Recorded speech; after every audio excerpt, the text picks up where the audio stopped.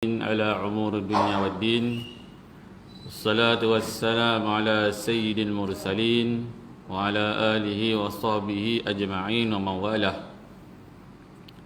InsyaAllah sama-sama boleh ikut saya untuk kita baca 10 ayat awal daripada suratul Kahfi. Kita ambil amalan daripada yang diwasiatkan oleh Rasulullah sallallahu alaihi wasallam kepada kita, agar sama-sama dapat kita selamat daripada fitnah yang dahsyat ni. Hari ni macam meriah sikit. Ramai tu nampak. Ke saya lama tak datang, tak tahu lah. Ramai. Mungkin yang aku lepas tu hujan kebetulan. Hari ni ramai, insya-Allah, tabarakallah. Perkembangan yang bagus. Jadi sama-sama boleh buka. Saya tak ada. Aku dah hafal, insya-Allah dah hafal lah. Setahun, 2 tahun dah ni. أعوذ بالله من الشيطان الرجيم بسم الله الرحمن الرحيم الحمد لله الذي أنزل على عبده الكتاب ولم يجعل له عوجا قيما لينذر بأسا شديدا من لدنه ويبشر المؤمنين الذين يعملون الصالحات أن لهم أجرا حسنا ماكثين فيه أبدا وينذر الذين قالوا اتخذ الله ولدا ما لهم به من علم ولا لآبائهم كبرت كلمة تخرج من أفواههم إن يقولون إلا كذبا فلعلك باخع نفسك على آثارهم إن لم يؤمنوا بهذا الحديث أسفا إنا جعلنا ما على الأرض زينة لها لنبلوهم أيهم أحسن عملا وإنا لجاعلون ما عليها صعيدا جرزا أم حسبت أن أصحاب الكهف والرقيم كانوا من آياتنا عجبا إذ أوى الفتية إلى الكهف فقالوا ربنا آتنا من لدنك رحمة وهيئ لنا من أمرنا رشدا صدق الله العظيم رب اشرح لنا صدورنا ويسر لنا أمورنا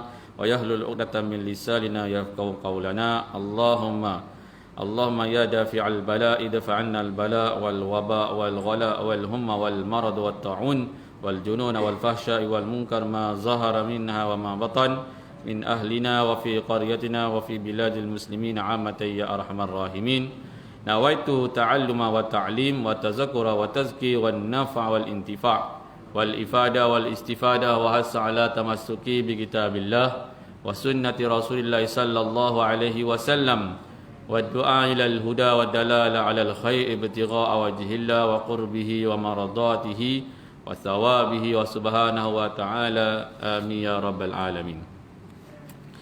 Bismillahirrahmanirrahim. Assalamualaikum warahmatullahi taala wabarakatuh. Yang dimuliakan Tuan Pengerusi Masjid At-Taqwa Felda Tiran 3, kepada imam-imam Bilal, Tok Siap, AJK Masjid, dan juga kepada hadirin hadirat muslimin dan muslimat, tuan-tuan dan puan-puan yang dirahmati Allah Subhanahu wa taala. Jadi alhamdulillah, syukur kita kepada Allah Subhanahu wa taala, sama-sama kita dapat datang hadir ke masjid, dapat sama kita menunaikan solat berjemaah, solat tahiyatul masjid, solat maghrib secara berjemaah, dan juga diberikan kita rezeki untuk sama-sama kita duduk di antara bainal maghrib dan isyak. Kita Allahumma salli Muhammad berada untuk menunggu salat isyak, yang mana insya-Allah ditulis oleh para malaikat, dan doa kita berkata ya arhamar rahimin, Allahumma arhamhu, Allahumma ighfir, Allahumma ighfir lahu, amin ya rabbal alamin. Jadi alhamdulillah, syukur kita kepada Allah Subhanahu wa taala Sama-sama kita dapat tadi membaca 10 ayat awal daripada suratul Kahfi. Dan sebelum itu jangan kita lupa berniat iktikaf.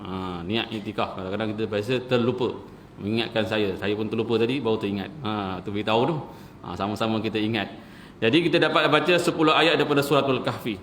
Dan sebenarnya perkara ini sangat penting, dan jikalau mengikut yang diwasiatkan oleh Rasulullah sallallahu alaihi wasallam, ada 5 perkara. Baru ni saya ada cerita dekat rentan tapi tak cerita. Ada nak cerita datang sini kata. Tak tahulah ada orang rentan datang sini. Ada seorang. Asal ada orang rentan bukan orang sini tapi ayah ada orang rentan. 5 perkara yang Rasulullah sallallahu alaihi wasallam wasiat supaya kita menghadapi tanda besar di akhir zaman ini. Kita kebetulan alhamdulillah kuliah kita memang tanda-tanda kecil, ataupun kita mengambil hadis daripada kitab 40 hadis yang disusun oleh Syekh Ahmad Qami Zamzam rahimahullah taala. Bukan rahimahullah taala, wa rahimahullah ni dah meninggal. Hafizahullah taala wa nafa'ana fi ulumi fid darain amin. 40 hadis tentang tanda-tanda kecil. Tanda-tanda kecil hari kiamat. Dan paling awal tanda besar adalah Dajjal. Yang mana Rasulullah sallallahu alaihi wasallam ada 5 perkara yang kita boleh buat untuk kita mencegah diri kita ataupun keluarga kita daripada ni. Sebenarnya kalau kita dengar daripada ayat suratul Kahfi ni sangat banyak manfaat yang kita boleh dapat. Dan ini ada ubat-ubat yang Rasulullah sallallahu alaihi wasallam bagi, ataupun alat-alat pencegah, atau kita panggil ni vaksin. Vaksin sekarang ni popular pula vaksin. Ni vaksin yang sebenar ni, vaksin yang di akhir zaman. Bukan saya kata maknanya nak ceritanya lebih kurang maksudnya pencegah yang utama untuk kita selamat daripada fitnah yang dahsyat, iaitu fitnah Dajjal. Yang mana ada 5 perkara. Ini banyaklah, saya ambil 5 je. Saya ambil daripada Ustaz Wadi Anwar. Allahumma salli ala sayyidina Muhammad. Yang pertamanya kita boleh buat setiap minggu. Apa dia? Kita baca 1 hingga 110 daripada suratul Kahfi. Ini sudah pasti ya. Yang keduanya kita cerita dulu. Nanti baru kita cerita satu-satu. Yang keduanya, ini yang dilaku. Yang nombor 2, nombor 3 ni kena buat hari-hari. Tak boleh miss. Kena buat hari-hari. Kalau boleh panggil keluarga, panggil anak beranak, baca. Macam saya, alhamdulillah saya buat kelas ngaji, buat rimang baca tiap-tiap hari. Sebelum nak mula kelas, kena baca. Lama-lama boleh hafal, memang cepat hafal. Budak-budak lagi kan, dari 1 dia 2 dia 3 dan 4 dia 5. Hari-hari baca, boleh hafal. Iaitu 10 ayat awal daripada suratul Kahfi, nombor 2 lah. Yang ketiga 10 ayat akhir. Mana tadi 10 ayat awal 1 hingga 10. Yang kata hadis Rasulullah sallallahu dari riwayat Muslim, man hafiza awwal 10 min suratul Kahfi usima minad dajjal. Yang ketiga tadi kita baca itu, ayat 100. Ada kata 11 atau 100 lah, 100 dengan 101 hingga 110. Ini baca hari-hari. Ini vaksin ni, vaksin yang utama ni untuk kita menghadapi fitnah yang dahsyat ini. Baca hari-hari daripada ayat 100. Kadang-kadang biasa saya ambil 97 lah. Qala hadza rahmatun min rabbi fa iza jaa, sampailah Allah sallallahu alaihi qul inna ma ana basyarum mislukum yuha tu. Itu ayat 110. Itu nombor 3. Nombor 4, ini kadang-kadang kita terlupa ataupun terlepas pandang. Ini wasiat Rasulullah yang mana baca, yang Rasulullah sallallahu alaihi wasallam buat setiap kali solat. Setiap kali solat. Dalam solat, doa ini khusus yang Nabi buat untuk akhir zaman. Kita ni. Iaitu baca je ketika tahiyat akhir. Dalam duduk tahiyat akhir, selepas bacaan tahiyat akhir. Innaka Hamidum Majid, sebelum salam. Ini sebelum salam ya. Iaitu kita baca apa? Kadang-kadang saya doa dia baca Allahumma inni, ataupun kalau yang imam inna dah. Jangan sorang-sorang pula. Allahumma inni a'udzubika min azabil qabri. Satu. Wa min azabin nar. 2. Wa min fitnatil mahya wal mamat. Wa min fitnatil ini ada banyak riwayat lah. Ada kata syarri Masih Dajjal ataupun Masih Syarih Dajjal. Mana-mana tak apalah, ada banyak riwayat. 4 doa ini yang baca ketika sebelum salam, iaitu Allahumma inna ya Allah ya Tuhan kami, lindungilah kami daripada azab kubur dan daripada min azabin nar, daripada azab api neraka, wa min fitnatil mahya wal mamat, daripada fitnah yang mana aku ketika hidup dan aku ketika mati. Kadang-kadang kita dalam kehidupan banyak orang fitnah ni ujian lah. Ujian lah, bukan kita kata fitnah awak itu termasuk juga lah, itu ujian. Fitnah ketika hidup dan ketika mati. Ketika mati kadang-kadang disebabkan orang yang hidup kita tidak dapat tenang di seperti apa tentang masalah kita punya wasiat kita ataupun kita punya faraid kita, anak beranak madu, ataupun tentang hutang kita. Hutang lah paling tinggi. Sebab hutang ni kata Rasulullah SAW, orang yang ada berhutang maka rohnya tergantung. Jadi orang selepas je kalau kita lindungi doa setiap kali solat. Kalau tak sempat tak apa, tapi terutamanya solat fardu lah. Ini yang nombor 4 yang Rasulullah SAW wasiat untuk kita menghadapi akhir zaman ini. Yang kelima, apa dia? Yang ini banyak tempat. Tapi kebiasaan bisa kita lakukan, iaitu kita membaca ayatul kursi. Membaca ayatul kursi ayatul kursi ini sangat luar biasa. Ketika turunnya ayat kursi ini, panah para jin semua ni sangat panah. Dan juga Nabi SAW kata, barang siapa membaca ayatul kursi selepas solat, jangan tinggal. Selepas solat jangan tinggal baca ayatul kursi. Walaupun kita dah beri salam, contoh kita nak cepat, dah sambil berjalan boleh baca ayat kursi. Tak semestinya kena duduk kan, contoh nak cepat kan. Kadang-kadang sebab Rasulullah SAW selepas solat ada Nabi zikir secara jahar, ada kadang-kadang Nabi secara sir, kadang-kadang Nabi baca wirid pendek, kadang-kadang Nabi SAW membaca wirid panjang, kadang-kadang Nabi baca assalamualaikum astagfirullah, Nabi bangun. Tetapi Nabi tak akan tinggal, iaitu ayatul kursi. Dia tak mestinya kita kena baca doa duduk. Kalau kita tak sempat dalam berdiri kita berdoa, kita baca ayatul kursi setiap kali selepas solat. Ini insya-Allah dapat vaksin untuk menghadapi dahsyatnya fitnah Dajjal. Yang baca ayatul kursi selepas solat setiap kali masuk rumah, setiap kali masuk rumah dan setiap kali keluar rumah.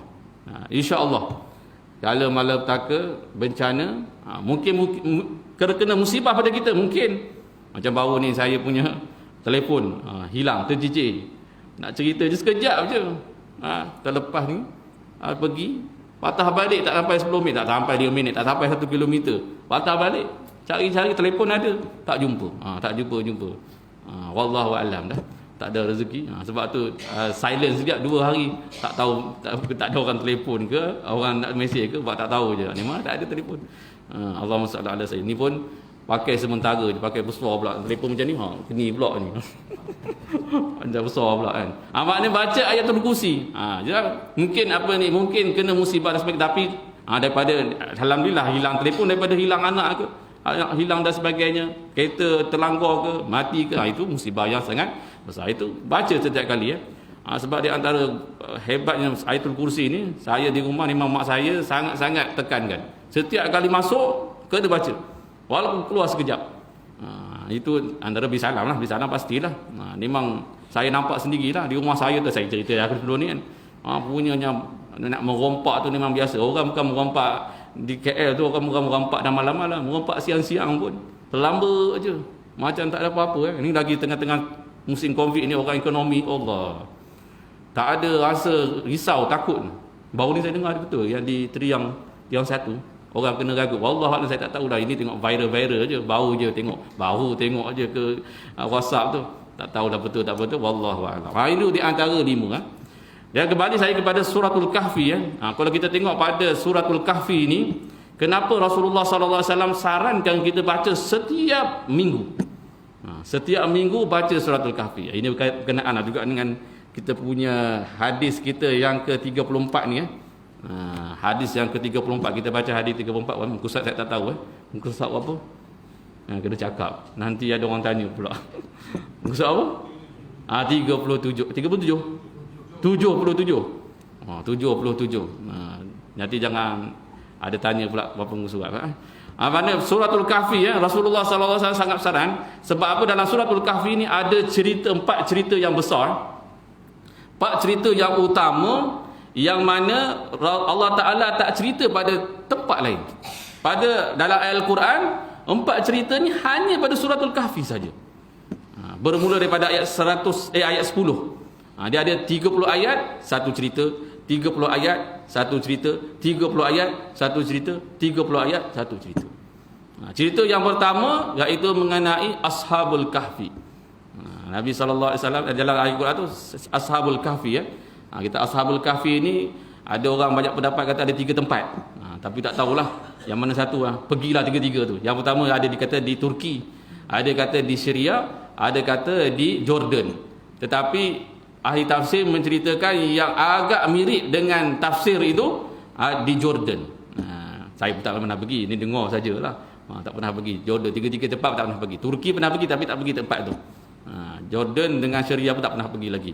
Kalau tuan-tuan ada masa, ada wang dan sebagainya, boleh tengok asar kesan-kesan daripada orang-orang yang bertakwa.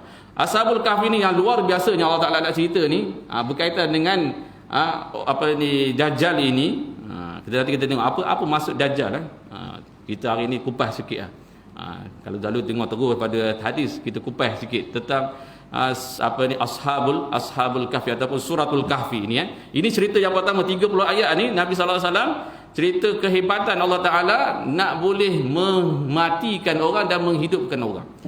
Bayangkan Ashabul Kahfi ni dalam suratul Kahfi ada mengatakan 3 termasuk anjing, 5 yang kebiasaannya ada 7 yang mana 7 pemuda ni pemuda ni maksudnya lebih kurang umur 30 hingga 40 lah, ke 45 pemuda lagi sini. Wallahu a'lam lah, tapi lebih kurang begitulah kalau dalam mengikut Imam Ghazali. Begitulah pemuda ni 25 hingga 40. Itu masih siapa yang tu jadi pemuda lagi lah. Muda lagi Allahumma salli ala sayyidina Muhammad. Makna 7 pemuda ini lari daripada raja yang zalim. Raja itu nama dia Dikayanus. Sebut pun payah sikit. Dikayanus. Raja yang zalim yang mana dikata sebut itu raja Islam, tapi diganti dengan raja yang satu Dikayanus ini raja yang zalim. Yang lagi pelik, Dikayanus ni raja ni tak pun dia ada dipanggil istidraj, tak pernah sakit. Selama 30 tak pernah sakit, bersin pun tak pernah. Dahsyat betul. Ni immune ni tak kena covid ni. Confirm ni. Tak kena covid ni. Bersin pun tak pernah. Dia jadi zalim dia dengan kemewahan dia. Ini daripada cerita, ada satu riwayat daripada daripada Sayyidina Ali, dan ada juga daripada Israiliyat. Walaupun daripada Israiliyat boleh kita ambil untuk tak percaya ke percaya, tapi kita boleh ambil saja. Nak beriman wallah, tapi Nabi sallallahu alaihi wasallam kata kalau Israiliyat ni cerita je boleh kita ambil. Untuk kita percaya tak percaya terserah. Dikayun dan juga 7 sahabat pula, 7 pemuda ini yang lari ini daripada raja yang zalim ini nak menyelamatkan bukan yang utamanya, mereka nak menyelamatkan agama. Ini yang ceritanya ketika Dajjal nanti, Allahumma salli ala sayyidina Muhammad, kita tak boleh nak lawan, tak payahlah nak berani Dajjal biasa je, Dajjal je contohnya lah, tak ada Kerana Nabi sallallahu alaihi wasallam kata lari. Jadi 7 pemuda ni dia ada nama dia pun pelik-pelik. Ni saya ambil daripada cari-cari. Ada satu namanya apa ni, saya tak hafal, saya tulis je. Ada namanya Taudiyah, ada Maksalmina, ada nama Mahunus, Nailunus, nombor 5 yang kelima ni Sayyunus. Nama Yunus nampak sangat pelik ya nama kan. Orang-orang yang dulu katanya zaman di antara zaman Nabi Musa dan juga Nabi Isa. Itu lebih kurang zaman-zaman itulah yang berada di belah Jordan, di belah Syam sana tu. Dan 7 orang ini yang lagi hebat, Allah Taala matikan dia. Allah Taala turun kata tu wala bisu fi kahfihim. Nabi Allah Taala kata wala bisu fi kahfihim salasamiatin sinina wasdadu tis'a. Allah Taala mematikan dia. Nak cerita mati maknanya dah dicerita tidurlah, tapi Allah Taala matikan mereka ni 300 tahun. Wala bisu fi kafihim salasamiatin nawasdadu tis'a, dan ditambah 9. Kenapa Allah Taala tak cakap dia 309 tahun terus? Allah Taala kata 300 tambah 9 tahun. Kenapa begitu? Kenapa? Kalau mengikut kalender Masihi, Allah Taala nak cerita ni hebat Allah Subhanahu Wa Taala. Kalau nak tunjuk kalender Masihi, kalau kira-kira 309 tahun. Kalau ikut kalender Qamariyah, kalender bulan, dia jadi 300 tahun. Jadi dua-dua dapat. Tak ada petikai kata ini kalender ni salah kira ni. Allah Taala tunjuk. Kita kalau kira setiap kali, maknanya setiap kali 100 tahun, maka akan tambah 3 tahun. Kalau Syamsiah lah, maknanya kalau Masihi ni setiap kali 100 tahun, kalau mengikut Syamsiah akan tambah 3 tahun. Jadi 300. Kalau Qamariyah, kalau Masihi akan tambah 9 tahun, jadi 309 tahun. Sebab tu Allah Taala kata 300 tambah 9. Maknanya 300 pun betul, 309 tahun pun betul. Itu cerita pertama yang dalam Ashabul Kahfi, dalam cerita Suratul Kahfi. Yang kedua Allah Taala cerita ayat 31 hingga ayat 60. Allah Taala cerita ada seorang yang mempunyai 2 bustan di jannatan ni. 2 kebun yang sangat besar. 2 kebun yang sangat besar. Yang kebun situ kebun kurma. Yang kata kepada saudaranya itu, yang mana kebun ini tak akan dimusnahkan Allah selama-lamanya. Apa dia? Cari sendirilah. Saya macam pula kita nak cerita ni. Yang ketiganya tentang Allah Muhammad tentang Nabi Musa. Sayyidina Musa alaihi salam bertemu dengan Nabi Khidir. Nabi Khidir alaihi salam. Ini ceritanya tentang mana adab seorang murid terhadap guru. Memang cerita Nabi Musa banyak, tetapi cerita Nabi Musa bersama Nabi Khidir tak ada di tempat lain. Hanya ada di dalam Suratul Kahfi. Dan juga yang terakhir, cerita daripada ayat 91 hingga ayat 110, iaitu cerita tentang Allah Muhammad Raja Zulkarnain. Zulkarnain ini bukan, ada yang mengatakan dia ni orang yang soleh, ada yang mengatakan dia ini adalah Nabi. Walhasil dia ni Zulkarnain ini yang mempunyai 2 tanduk. Tanduk itu dia yang memiliki barat dan timur. Dia ada 4. Nabi Sulaiman ini mempunyai 3/4 daripada dunia ini milik dia. Sama juga Nabi Zulkarnain ini ataupun orang soleh Zulkarnain ini, dia ni memiliki 3/4 daripada dunia. 4 cerita ni Allah Ta'ala tak cerita kat tempat lain. Tak ada langsung. Dia ada hikmah kenapa disuruhkan diceritakan di dalam kahfi, dan berkaitan dengan tentang yang Rasulullah SAW bahasa, siapa yang sentiasa mengamalkan suratul kahfi, maka dia akan selamat daripada fitnah Dajjal. Kenapa? Kalau Dajjal ini asal perkataannya daripada, kalau kita ambil daripada Allahumma salli ala Sayyidina Muhammad, Imam Al-Manzur dalam kitab Lisanul Arab, Dajjal ini asal perkataan asal dia, bukan masdar, dia panggil perkataan asal dia dipanggil Dajilun. Dajilun ini orang yang pembohong besar. Dia ada dalam bahasa Arab kazibun. Kazibun ni bohong juga, tapi dia bila bohong orang boleh tahu. Doa dia ni. Dia ni nak menipu orangnya. Tapi Dajilun ni dia menipu, tapi orang tak tahu dia ni menipu. Tak boleh nak cakap dia ni menipu. Macam mana nak cakap? Macam tu je lah, susah nak terang kan. Maknanya Dajilun ni orang yang menipu, tetapi tak tahu dia ni menipu. Gitulah nak ceritanya. Asal perkataan Dajilun dari Dajjalun ini perkataan daripada fa'alun. Fa'alun ni mughalabah ataupun al-mubalaghah, taksir, orang yang melampau sangat suka membohong. Ini bagi Dajjal. Dajjal ini gelaran kepada Dajjal tersebut. Jadi Allah SWT daripada suratul kahfi ini, Allah Ta'ala, Nabi SAW dan Allah Ta'ala telah menceritakan dalamnya ada ubat-ubat untuk kita mencegah, atau kita bagi vaksin sekarang ni, vaksin untuk mencegah daripada terkenanya fitnah yang dahsyat Dajjal ini. Seperti mana contoh kan, kalau kita pergi naik kereta kan, orang bagi lampu high beam kan, kita akan buat apa? Cepat-cepat kita tarik apa? Tarik kan, seatbelt kan.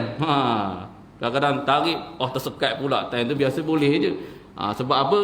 Kita tahu di depan tu ada roadblock. Ada roadblock kan. Ada roadblock. Kita cepat-cepat pakai. Takut kalau kita tak pakai, kena saman ke, ada bahaya kena hukum ke. Padahal kita tak tahu siapa yang bagi lampu tu. Tengok pun nombor pelik pun tak kenal pun. Tapi Rasulullah sallallahu alaihi wasallam lagilah bagi lampu yang sangat besar. Bahkan kita kenal kepada Rasulullah sallallahu alaihi wasallam, kebanyakan kita tidak buat tak tahu. Tak hirau apa yang Rasulullah sallallahu alaihi wasallam nak sampaikan. Ya Rasulullah sallallahu alaihi wasallam nak beritahu, kamu nak selamat akhir zaman ni, kamu nak selamat daripada fitnah Dajjal ini, kamu nak selamat daripada fitnah-fitnah yang besar di akhir zaman ini, maka banyakkanlah amalan. Walaupun yang sebenarnya kita di antara pertama yang kita perlu adalah dengan ilmu. Ni kadang-kadang minta maaf kata, baru ni saya ada perjumpaan dengan alumni kan, bekas-bekas pelajar Hadramaut, ada pelajar-pelajar Yaman kan. Ada sebahagian tu bukanlah, bagi kadang-kadang terlampau hulu sangat. Hulu ni terlampau asyik sangat, sehingga dia kata akhir zaman nanti tak adanya kereta, tak adanya apa, jadi kita tak payah naik kereta, naik basikal je, pergi mana-mana naik basikal, dia kata. Kita tak perlu lagi, kita kena pakai manah, kena pakai kuda. Memang betul Rasulullah suruh, tapi janganlah terlampau sangat, fikiran sangat sehingga tak nak naik kereta, tak nak pakai Allahumma salli Muhammad, pakai gas apa semua, pakai arang. Ada sebahagian ada sangat terlampau sangat ni, sehingga jadi fitnah lah. Lepas tu ajak lagi orang pula, itu jadi konspirasi lain pula. Jadi yang penting Allahumma salli Muhammad, yang utama dengan akidah. Kadang-kadang sebahagian orang situ, kawan saya pergi, bab akidah tak tahu, sifat 20 tentang Allah Ta'ala tak tahu, tapi bab tu nak bising, nak lebih-lebih sangat. Yang sebenarnya adalah akidah. Yang kedua yang tadi dengan amalan, iaitu dengan yang 5 perkara itulah yang saya sampaikan. Itu sedikit mukadimah lah. Hari ini mukadimah panjang sikit. Sebab apa? Perkara yang sangat penting iaitu untuk kita selamat, kita, keluarga kita dan seluruh kaum muslimin dan muslimat, kita membanyakkan amalan tersebut. Bacaan suratul Kahfi pun faham telah Allahumma salli Muhammad suruh kan, wajib kalau kita baca, tak tahulah, tak wajib tak wajib, itu perintah lah kan. Sini buat, teman-teman tak buat, saya tak buat. Belum lagi, insya-Allah lah. Di Sebetak ada buat, di Sebetak, di Mayam saya dengar lah, di Certis sendiri baca surah Kahfi sebelum solat Jumaat kan. Kalau nak tahu pukul 12 kena datang Allahumma salli. Boleh lah, insya-Allah kita doakan. Di sini banyak pemuda-pemuda ni, kita lantik dia baca, insya-Allah kampung kita selamat daripada fitnah yang dahsyat. Jadi kita masuk hadis yang ke-34. Baru masuk hadis 34. Ini 23, hari ini 8:23, tapi insya-Allah banyak. Jadi kita hadis selesai dah, hadis yang ke-33 iaitu Islam pada nama sahaja. Yang ada 4 perkara yang utama. Yang pertamanya, yang Islam hanya tinggal nama sahaja. Yang keduanya, Allahumma salli ala sayyidina Muhammad, Al-Quran hanya ada pada tulisan sahaja. Yang masuk yang mana kita tak tahu nak baca. Banyaklah perkara-perkara kita dah bincangkan. Yang ketiganya, masjid hebat, masjid pun kapal pun tebal seinci, tenggelam kaki, tapi bila tengok jemaah tak ada. Imarah dengan kuliah-kuliah, bila kuliah banyak kata menyemak aja kuliah-kuliah banyak ni. Contohnya lah, ada sebahagian sini alhamdulillah tiap-tiap hari ada kuliah. Maknanya hindar daripada fitnah-fitnah Dajjal, fitnah-fitnah tanda-tanda kecil begini. Yang terakhir adalah katanya ulama adalah sejahat-jahat makhluk ketika itu. Wallahu a'lam. Jadi kita masuk hadis yang ke-34, Al-Quran akan hilang dan ilmu agama akan diangkat. Ini di antara tanda-tanda, ada mengatakan berlakunya sebelum betul kiamat. perkara ini. Ada yang mengatakan tanda ni dalam termasuk tanda-tanda kecil. Bila berlaku pada tanda je sebelum kiamat, betul-betul sebelum kiamat, di tanda-tanda besar. Tetapi di sini banyak yang mengatakan ini adalah tanda-tanda kecil, iaitu berlakunya sebelum berlakunya fitnah Dajjal. Kita baca tentang matanya, hadis ni agak panjang dan juga termasuk hadis ini apa yang dia berbual. Sayyidina Huzaifah bin Yaman ini bercakap dengan seorang tentang hadis ini. An Huzaifah bin Yaman radhiyallahu anhu qala Rasulullah sallallahu alaihi wasallam yadrusul Islam kama yadrusu washyus saubi hatta la yudra man siyamun wala salatun wala nusukun wala sadaqatun wal yusra ala kitabillahi fi lailah wala yabqa fil ardi minhu ayah wa tabqa tawaifa minan nas asy-syaikhul kabir wal ajuz yaqulu adrakna aba'ana ala hadhil kalimah la ilaha illallah fanahnu naqul faqala lahu silah ma tughni anhum la ilaha illallah wa hum la yadra'u nama salatun wala siyamun wala nusukun wala sadaqatun fa'arada anhu Huzaifah summa raddaha alaihi salasan kulla zalik yu'ridu anhu Huzaifah summa aqbala alaihim fi salasilah fi salisah faqala ya silah tunjihi minan nar salasan. Masya-Allah tabarakallah. Hadis riwayat daripada rawahu Ibnu Majah. Jadi hadis ini daripada Huzaifah bin Yaman. Kita dah pernah satu hadis daripada Huzaifah bin Yaman yang mana Sayyidina Huzaifah di antara sahabat yang sangat terkenal radhiyallahu anhu. Kerana apa? Sayyidina Huzaifah dan ayahnya Al-Yaman. Al-Yaman ini kedua-duanya adalah sahabiah, sahabat daripada Rasulullah sallallahu alaihi wasallam. Dan kita tahu Sayyidina Huzaifah bin Yaman ini di antara umat Nabi sallallahu alaihi wasallam beribu-ribu berbilion-bilion ini adalah dipilih oleh Rasulullah sallallahu alaihi wasallam adalah penyimpan, bukan penyimpan mohon penyimpan mohon raja bukan, penyimpan rahsia-rahsia. Dia riwayat hadis, tetapi riwayatnya banyak rahsia. Kalau kita tengok, kalau banyak hadis hadis tentang akhir zaman, hadis yang rahsia-rahsia ni banyak yang akan diriwayatkan oleh Sayyidina Huzaifah bin Yaman. Sayyidina Huzaifah bin Yaman ini nama ayahnya Al-Yaman. Ayahnya meninggal ketika peperangan Uhud. Ya, sedihnya peperangan Uhud ini ayahnya dibunuh oleh orang Islam. Padahal ayahnya berpihak kepada Nabi kita Muhammad sallallahu alaihi wasallam. Nak cerita ketika itu perang ni kelang kabut. Orang Kedah panggil kalut kalut mengalut kalut. Kalut ni apa sebagainya. Maka Sayyidina Huzaifah nampak sendiri ayahnya telah dibunuh, ditetak oleh orang Islam sendiri. Tak sengaja, tidak secara sengaja. Tapi setelah selesai perang Uhud, Nabi sallallahu alaihi wasallam menawarkan kepada Sayyidina Huzaifah, ya Rasulullah pula. Ya sahabat, ya Bani Huzaifah, aku menawar kepada kamu diat. Ya biasa sebab apa? Kalau kita terbunuh dengan tidak sengaja, maka kena bayar denda. Denda je kalau diat ni kena 100 ekor unta. 100 ekor unta, 1 ekor itu sekarang ni lah. Kalau dulu harga lagi main mahal. Sekarang ni 1 ekor unta paling murah 8,000. 8 kali 10 80,000. 80,000 kali lagi 10 8 juta. 100 ekor maknanya 8, betul ke saya kira ni 800,000. Lebih pula 80 juta. 800,000. 800,000 ringgit. Jadi dalam kiraan sekarang, tak tahulah, tapi di situ jadi tapi Sayyidina Huzaifah bin Yaman dia memaafkan. Dia memaafkan walaupun ayahnya dibunuh. Dia memaafkan. Ini bukan senang bayangkan dibunuh kemudian memaafkan.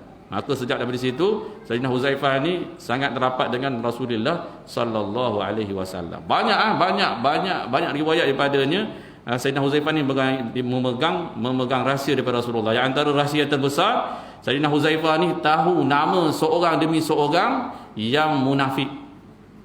Yang munafik ketika itu diberitahunya kepada Sayyidina Huzaifah. Dan Sayyidina Huzaifah ni tak beritahu kepada orang lain. Yang sehingga sahabat yang kedua hebat, iaitu Sayyidina Umar radhiyallahu anhu berjumpa dengan Sayyidina Huzaifah. Ya Huzaifah, aku ni ada ke ada orang munafik? Tengok, itu orang yang kedua hebat. Kita ni baru datang masjid, contoh baru nak ceramah, baru cakap ni, dia kata syurga dah aku ni, syurga dah. Sayyidina Umar banyak orang yang kedua, Itu pun tanya kepada Huzaifah, ya Huzaifah, aku ni ada tak orang munafik? Allahu akbar. Begitu merendah dirinya kepada Allah Subhanahu wa taala Sayyidah Huzaifah. Dan juga Sayyidina Umar ini sehingga apabila ada kematian dia akan tengok. Selepas Rasulullah meninggal, Sayyidina Umar ini apabila dia tengok kalau tak datang satu kematian tidak datang di solat jenazah itu oleh Sayyidina Huzaifah, dia tak akan sembahyang. Kalau datang Sayyidina Huzaifah baru dia sembahyang. Kenapa? Ditakuti orang yang disembahyang itu adalah di antara nama-nama orang munafik. Tapi Sayyidina Huzaifah tak cakap. Sehinggalah dia meninggal. Jadi kita baca sikit hadis dia ni. Di antara hadis ini ada rahsia yang sangat berkaitan dengan zaman kita sekarang. Jadi Sayyidina Huzaifah beliau berkata Rasulullah sallallahu alaihi wasallam bersabda. Sebenarnya Sayyidina Huzaifah ni dicerita ni ketika di mana cerita ketika Rasulullah cakap pada dia, tapi dicerita ni kepada sahabat-sahabat selepas kematian Rasulullah. Kenapa? Ada ketika itu berlakunya beberapa fitnah. Maka dia kata Rasulullah bersabda, dia kata Islam akan lenyap seperti lunturnya warna pakaian yang telah usang. Dia kata pada zaman satu hari nanti Rasulullah kata Islam ini akan lenyap. Macam kita pakaian kita baju raya kita dah 10 tahun. Agak-agak kita pakai tak? Kalau pakai alhamdulillah lagi lah. Tapi warna sudah luntur. Kita tidaklah pakai seolah-olah yang baru, betul tak? Macam itu Islam ketika itu, yang mana Rasulullah SAW kata Islam ini diketepikan, tidak dipandang, tak diutamakan tentang perkara tersebut. Di antara berlaku sekarang ni, saya baru balik sekejap di Kuala Lumpur, balik sekejap Allahumma salli ala Muhammad. Kalau sana tengok kata red zone tak red zone, Allah sama je. Yang lagi pelik pergi pasar raya, saya tak pergilah, tengok je kan. Pergi pasar malam, ramainya, ya Allah akbar. Yang lagi sedih tu, depan tu ini rekam. Ya kan. Tak apa. Biasa dah ada benda ni. Ustaz Fadil Syah pun dah cakap dah banyak kali Allahumma salli ala restoran tak ada SOP dah. Tak pakai pun ni malah tak makan pakai mah, takkan pakai mah kan. Dah rapat-rapat lagi. Tapi depan tu masjid digari. Allahu akbar. Mana lebih bagus? Allahumma salli. Kita tak terasa dulu PKP dah sebab semua sama. Kalau terasa betul masya-Allah tabarakallah. Bayangkan dengan depannya penuh sesak, tapi masjid dihalang untuk masuk. Saya tak kata dah ini kena fikir kena fikirlah. Paling kurang bagilah untuk ruang untuk orang solat. Ini solat sangat-sangat dianaktirikan. Sedih kan? Tengok kalau tak kita cakap tak ada apa, tapi saya pergi sana Allah memang terasa. Azan macam tu lah, macam azan PKP lah. Selepas azan dia harap semua solat di rumah masing-masing. Bunyi dah dia. Bunyi satu, baru bunyi dua lagi sama juga bunyi. Ni 1 minit lagi. Seperti kata Rasulullah SAW, Islam akan lenyap seperti lunturnya warna pakaiannya, iaitu telah usang. Maknanya maknanya diketepikan, tidak menjadi keutamaan untuk dirinya dalam hidup, dalam keluarga dia, dalam apa dia. Mereka ini tidak mengutamakan. Sehingga kata Rasulullah, sampai satu waktu nanti di mana orang sudah tidak mengerti apa yang dimaksudkan dengan puasa. Puasa pun tak tahu. Apa puasa? Ramadan tu apa? Boleh jadi begitu datang macam kita dalam sekarang ni Jamadil awal Jamadil awal ke daripada akhir? Dah lupa dah. Kita pun lupa. Allahumma salli ala sayyidina Muhammad. Sahabat Rasulullah SAW bila Ramadan 6 bulan lagi nak Ramadan, semua dah bersedia. Sehingga Sayyidina Umar bin Khattab dalam riwayat tak tahan, nak sabar nak jumpa Ramadan, pergi nak gunung Uhud, kata Ramadan ya Ramadan Ramadan mubarak. Ramadan ahlan wa sahlan Ramadan. 6 bulan lagi. Kita sebab ialah dengan penggunaan kalender dan sebagainya. Ni Jamadil awal, Jamadil awal.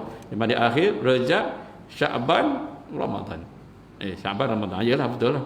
Rejab Syaban. Rejab Syaban lagi Ramadan. Lagi berapa bulan ni? 3 bulan, 4 bulan je. Masya-Allah tabarakallah. Tapi ketika itu kata Rasulullah, Ramadan tak macam Ramadan, maknanya tak puasa.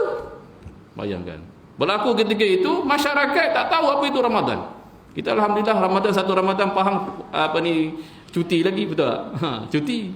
Walaupun cuti tapi cuti lah di mana cuti umum. Masih lagi tahu kehadat.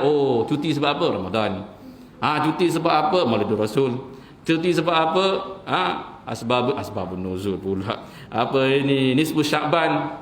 Mana tahu tentang kebesaran-kebesaran hari bulan. Tapi kata Rasulullah tak tahu dah.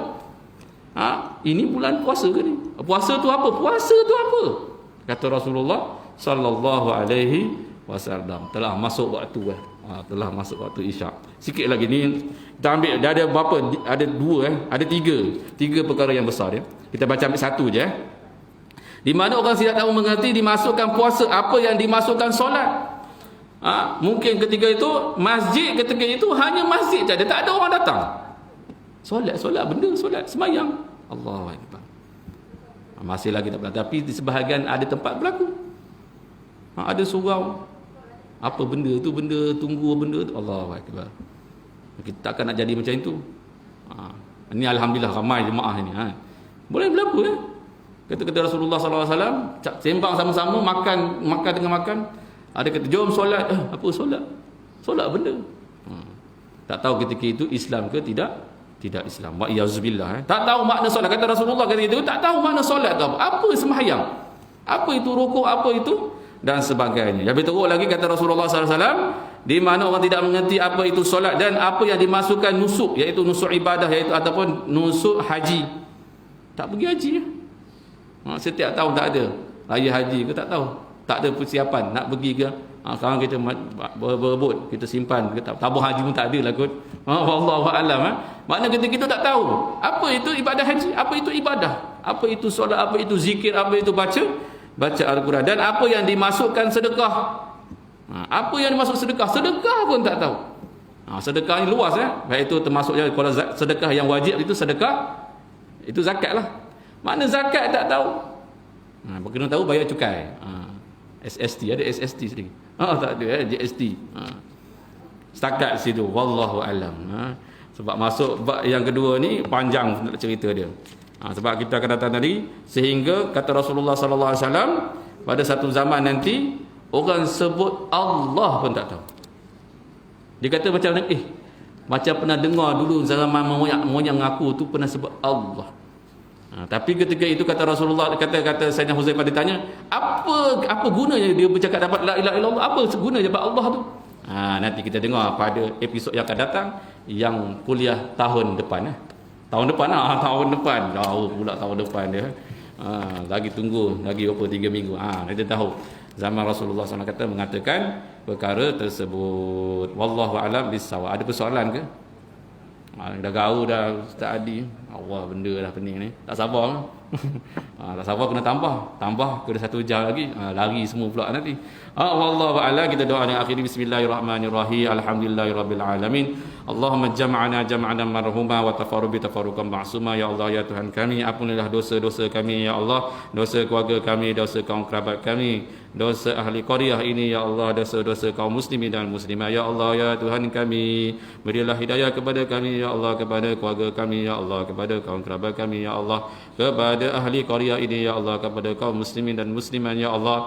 Ya Allah ya Tuhan kami, rezekikan kami sentiasa dapat mendirikan salat ya Allah, kepada keluarga kami, kepada kaum kerabat kami, kepada ahli qaryah ini, kepada kaum muslimin dan muslimat. Amin ya rabbal alamin ya Allah. Ya Allah ya Tuhan kami, rezekikanlah kami, kepada keluarga kami, kepada kaum kerabat kami, dapat berjemaah di masjid ini, Masjid At-Taqwa Federator yang 3 ini ya Allah, sentiasa penuh dengan jemaah ya Allah. Ya Allah ya Tuhan, supaya dengan jemaah ini membuatkan kami saling kuat dan tidak terhindar daripada fitnah-fitnah dunia ini ya Allah ya rabbal alamin. Wa sallallahu ala sayyidina Muhammad wa ala alihi washabihi wasallam. Alhamdulillahi rabbil alamin.